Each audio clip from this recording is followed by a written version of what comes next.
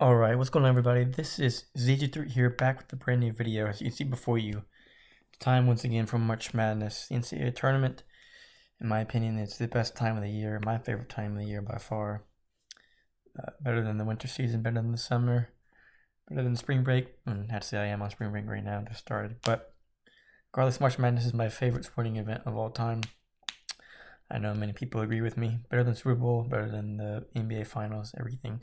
Today, as you know, actually a year ago, I decided to update videos and sort of highlights of every day and all the games that were played and kind of give my take on what happened throughout the day and who performed well, what teams performed poorly, what players are standing out and become like March Madness legends. And today, I decided to continue that because unfortunately last year I never finished it. I actually forgot to do some update videos on, I think, at about the Sweet 16, I believe, right in here, through the third, I guess, round of games. I decided to just not continue in it, which is okay. But today what we're going to do is we're going to go ahead and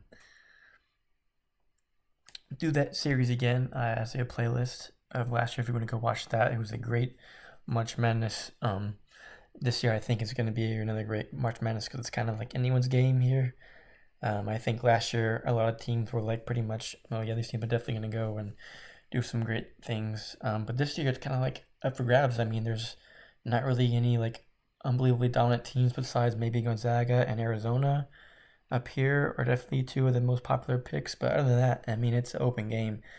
Who knows who could make a run? I really think it's really even kill this year and a lot of possibilities. A lot of crazy stories might happen this year. But today we're not going to start obviously because the games haven't started just yet.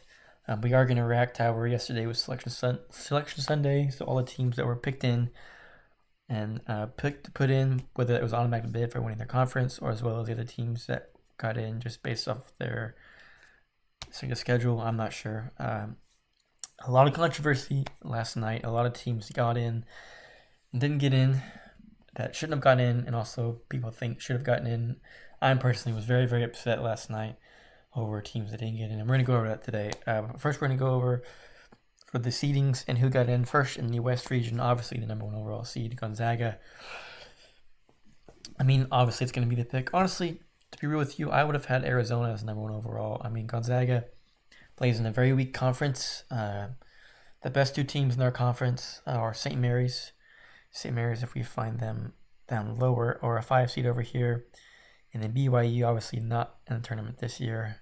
Fortunately, they kind of fall off. I thought they would have made the tournament earlier in the year, but they fell off towards the end and did not have a good end of the season, and therefore not in the tournament. But Gonzaga obviously has always had this in the West Coast Conference, I think is the term, have always been sort of dogged on for having a really weak conference, and they don't play a lot of teams. Gonzaga, obviously, however, had a great season this year. Very, very strong team. Honestly, I think last year's team was even better than this year's team. I think the removal of Jalen Suggs at the point guard, as well as some other losses. IIGI, or AGI, I forget, but that's his name. Great defender. Of course, they added Chet Holmgren. I never say his last name, but I honestly think Gonzaga's last team was better than this team. However, I think Gonzaga could also have this similar success to this team. But of course, Gonzaga played Duke early in the season, and that was a great game. One of the most watched games, I think, since 2015 when Wisconsin played Duke in the national championship. So it was a very televised game. And great games. Both teams were going at it, but honestly, Duke was just going at them all game. It was really just, I think, exposing them, really. And were pretty much demolished. I mean, it was a pretty close game, but at the same time, Duke was by far and away the better team that night. Of course, Duke since then has fallen off. They're actually have the potential to play again. Duke a 2 seed in the same region. Duke has not had a good end to the season at all. But Gonzaga, a lot of people are picking them to win the championship. A lot of people are picking Gonzaga and Arizona to meet in the championship, and that is obviously a really sound pick. But as I said, I would pick Arizona to be the number one overall seed. We got Boise State and Memphis in. Memphis obviously was one of the teams projected to be one of the top teams in the nation. They had a lot of injuries, a lot of really good skill players that were not meshing early in the season. And then, Penny Hardaway Jr. had that big argument with the media where they kind of lashed out on them and was cursing on live television. Whether you're for that or against it, I'm personally for it because I do not like the sports media and the way they dog people and create all these negative narratives. I think what he did was good, strict by his players, and I think he was a great coach. And honestly, he was right. I'm not really fired with the team, and they won their 10 of their last 12. Went to the conference championship game. Unfortunately, got their ass whooped by Houston, but obviously it was good enough to get into the 9 seed, and they are a very, very dangerous 9 team. I'm telling you, if they continue to play what they have been, Gonzaga is in some deep water. And they're honestly, I think they're gonna dismantle Boise State, in my opinion. Uconn coming in as a 5 seed. They actually beat Auburn earlier in the year, one of Auburn's first losses, and only lost for a long, long time. Auburn obviously has not had a very good end of the season, but Uconn, I don't know. I mean, it's a tale of two stories. I mean, they're a really good team, but as you can see, let's go to the info here. Go down. Not a very good shooting squad right here, but they're very good offensive boards. They nearly 40% offensive rebounds. Wow, that's pretty crazy. And it can be said to opponents who shoot the 3 well, which is exactly what New Mexico State is. They have some really good point guards.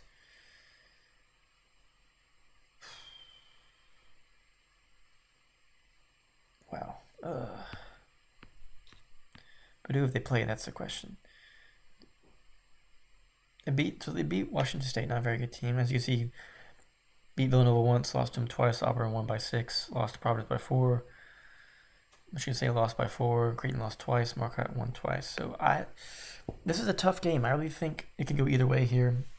And of course, Arkansas and Vermont. Vermont is a really good team. They're 26-5. Only big loss is to Providence by 10, and they lost to Maryland. So they played some Power 5 teams, and they held in there and lost by about 10. They did not lose a game in their conference. However, they're playing Arkansas, who is definitely a dark horse. Very, very good team. They did not play good in the SEC tournament, but a very, very good team. Watch out for them. We got Alabama, Rutgers, Notre Dame. Alabama, they can play with anyone. They played very, very well against Auburn the first game, and they got their ass beat the second game. They beat Gonzaga by 9, guys. They beat Gonzaga by 9. Okay? They lost to Houston by 1. Beat Baylor by 9. This team can play with anyone, and they can upset anyone. However, they're going up against Rutgers and Notre Dame. Now, if you look at Rutgers and Notre Dame, Rutgers has one of the most clutch players in all of college basketball. They're also going against also going against Notre Dame, who was the number 2 seed in the ACC tournament. However, I think Rutgers is going to beat Notre Dame. And if Rutgers beats Notre Dame, I think Rutgers could definitely do some damage here. I don't know why I chose to do that. How do we go back? There. Anyways, let's keep going. Texas Tech, a 3 seed. They actually lost to Kansas in the Big 12 final. It's funny. Coach Beard was the coach at Texas Tech, took them to the national championship, and then actually left the team quite shockingly to go to Texas, obviously, because Texas is a bigger school, and got his money up. I think that was a mistake. I think he'd already built a really good program at Texas Tech. Obviously, proven correct. Texas Tech beat them twice. Texas did not have a very good year this year. I would have stayed at Texas Tech, to be honest with you, but hey, money trumps everything. And then we got Michigan State and Davidson. Davidson is 27-6. They actually pretty good team. Davidson, the team of Steph Curry, and obviously Michigan State. Here's the thing about Michigan State. Whenever Michigan State is a very high seed, they tend to do poorly. They were a 2 seed, and they lost to Middle Tennessee a couple years ago. Whenever they were low seed, they are trouble because Coach Tom Izzo can get his boys to play a March Madness, and they're a dangerous 7 seed. And they're going to go up against Duke. I would love to see Michigan State and Duke play in the second round. That would be a great game. Obviously, Duke, I'm a big Duke fan. I've actually been to Duke twice. I've met Coach K. They had a very good start of the year. They beat Gonzaga and Kentucky, 2 of the top teams in the nation. And then Their first loss was Ohio State by 5. I'm like, that's not good. And as they lost to Virginia Tech. We'll talk about Virginia Tech later. But Duke, obviously, is a tale of two cities. Same as forget what team I was. Same as Memphis. Memphis started the season not bad. Started the season not great. Duke started out the season very, very good. People were like, oh shit, this team is winning that championship. And now people are thinking they're early run exit. I don't know what's up with them. They just don't have the tenacity. And we saw against Virginia Tech. Virginia Tech was all over them. Duke wasn't rebounding the ball. They weren't boxing out. They weren't diving for balls. The Duke that we know that is just locked in 24/7 is not there, and they're missing shots. Their offense is sort of stagnant. I think if Duke is going to do good, they have to get their offensive flowing again, or more importantly, Pablo Banchero has to absolutely go off. I mean, he has to be scoring 20 plus 30 points per game. He needs to become ball dominant and say, you know what, screw it. Because when they played Gonzaga, he was lighting up Gonzaga. He was making shots that were unbelievable. Dribble move, pull up, just all this crazy stuff. He needs to do that all tournament long if Duke has a chance. I honestly would love to see Duke and Gonzaga play again to go to the Final Four. But Duke is sort of either way. I'm not feeling very confident about Duke this year, but I'm still going to pick them to go all the way just because I'm a Duke fan. That's what I got to do. Let's move on to the south side here. Number 2 overall, Arizona. Actually, I think are favored over Gonzaga in the championship from what I've seen. They're playing a 16 seed, either White State or Bryant. Bryant has the number 1 scorer in the nation, as we saw in their conference final. They actually played at home.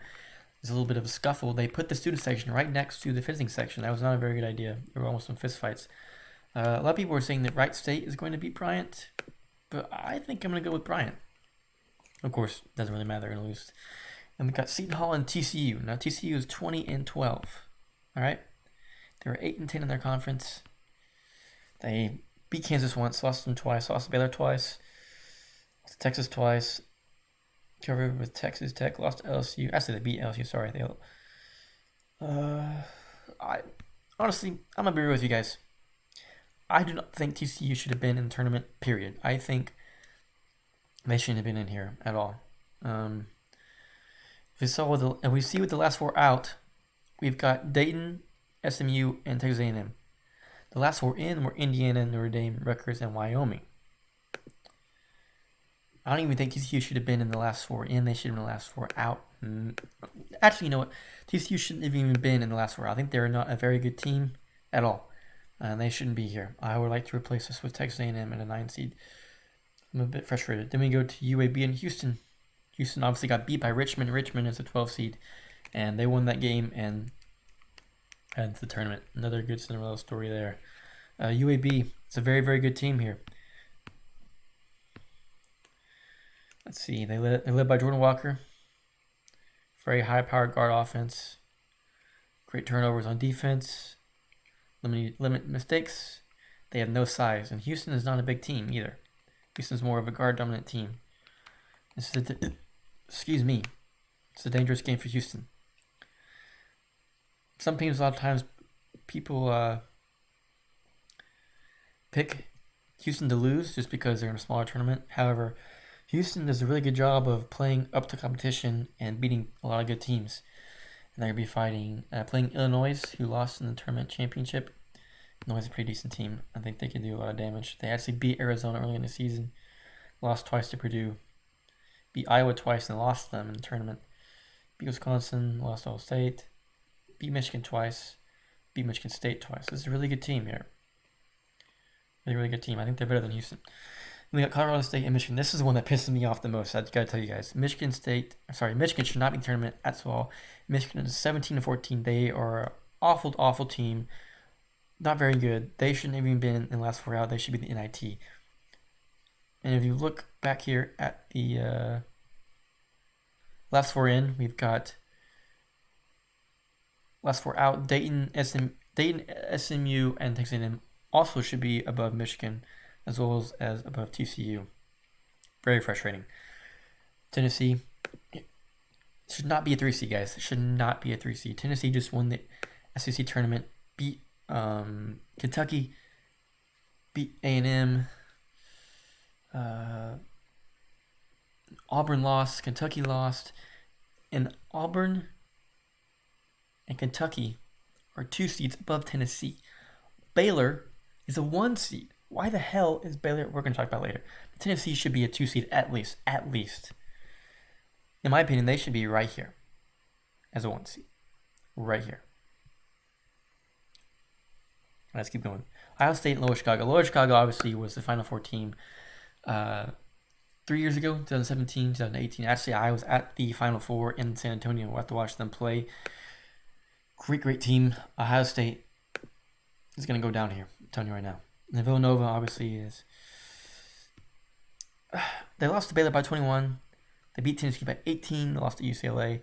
Lost to Purdue. Beat Uconn twice. Beat Providence twice. Beat Seton Hall twice. Lost twice to Marquette. However, they were a very dangerous team. So we'll see what happens there.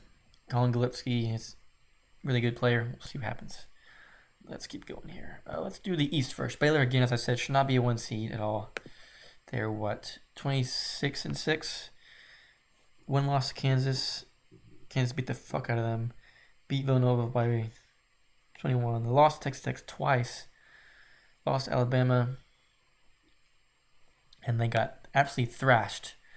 Absolutely thrashed in the Big 12 tournament. They should not be a 1 seed. There should not be 2 Big 12 seeds. I mean, even Kansas. Honestly, if Kansas would have lost their Big 12 tournament, they should have been a 2 seed. And Baylor should definitely be like a 2 or 3 seed, low key. We got North Carolina and Marquette. Now, Marquette, I believe, won their tournament and were automatic bid. North Carolina obviously had a great end to the season. Unfortunately beat Duke in their last home game. That was very, very upsetting and very disappointing.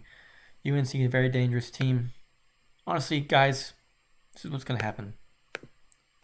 North Carolina's going to beat Baylor and going to beat them bad, in my opinion. I just got to be real with you.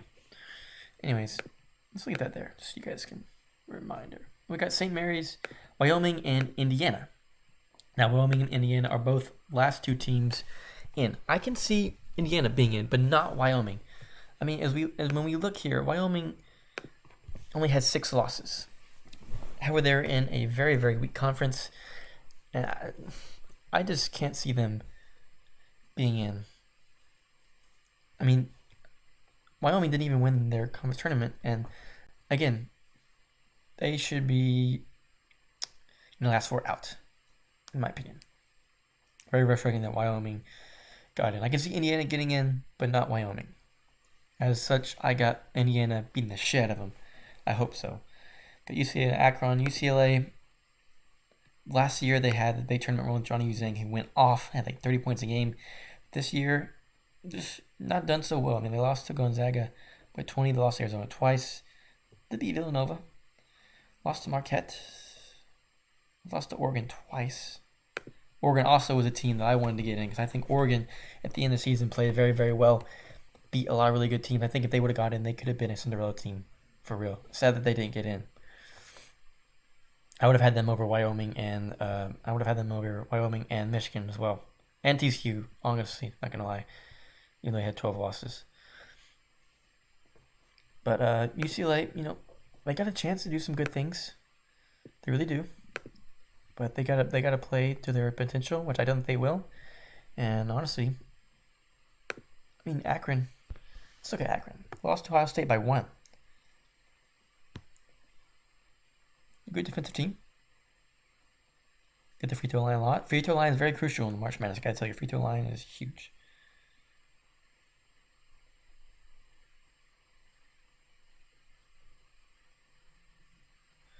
But I don't think they have a chance. But anyways, I think UCLA could be either really, really good and honestly, I don't know. It's hard to pick. Let's keep going.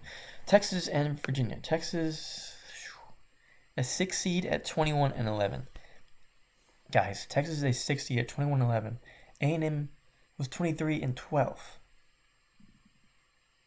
I do not know why the hell Texas is a 6 seed at 21-11. I'm a Texas football fan, but I hope Virginia Tech beats the shit out of them. I think they will. I think Virginia Tech is going to go all the way, man. They were very impressive. Let's talk about Virginia Tech here. All right, fumbling over my words. They hit a game winner against Clemson in the first round. If they wouldn't have hit that, they would be out.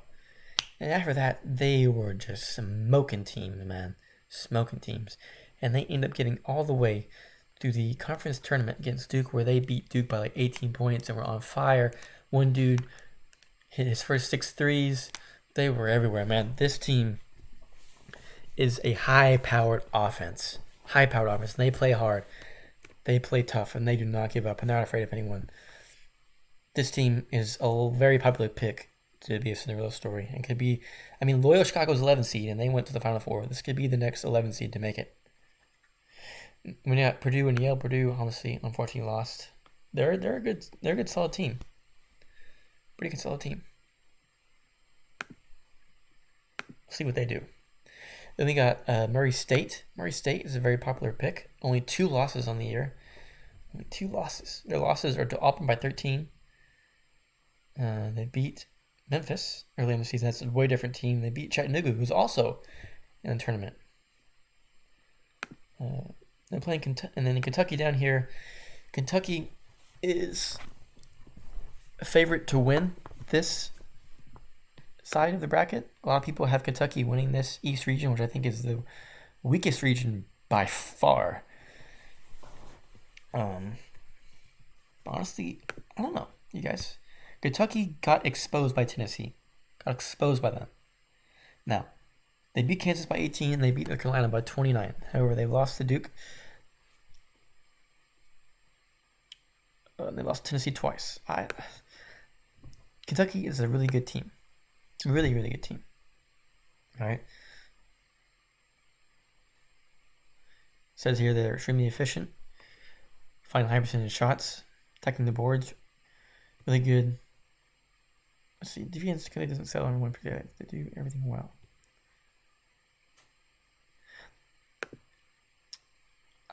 It's a tough pick, you guys. Honestly, in my opinion, though, I think Kentucky's going to go out pretty quick. Not to Murray State. What? You know what? Fuck it.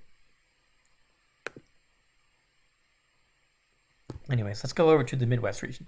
All right, we've got Kansas and Texas State and Texas A&M Corpus Christi, which is where I go to school. Really great to see them win the conference tournament and now get their first tournament berth in 15 years. Pretty awesome. Corpus Christi made it. It's really awesome, really cool. They're going to be in Fort Worth. Might be really cool if I could get to go watch them play. Get their ass beat by Kansas, but hey, it is what it is. And then Creighton and San Diego State. Whatever. Who cares about this? And Iowa and Richmond. Richmond, obviously, is another Cinderella story that they weren't supposed to be here. They beat Dayton, who Dayton is now in the Final Four out. So they kicked Dayton out of the freaking tournament. And they're a 12 seed versus Iowa. Iowa is a very good team, you guys. They have been playing really, really well. They have a really good player. What's his name? Keegan Murphy. That's my guy. I think Iowa has a really good chance of winning this side of the bracket. I really do. They're going to cause a lot of problems for when they're definitely going to play Kansas. And they're going to cause a lot. Then we got Providence, the 4 seed. Guys, I got to tell you, I think Providence is absolute. I think they're fraud. I think they're fraudulent. Only 67 points per game. 4-2 versus top 25. Beat by ranking or whatever.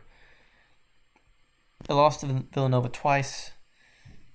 They lost to Marquette, lost to Creighton. The only reason Providence is a good team is because they had a lot of very, very close games that could have gone either way that they got lucky in. All right.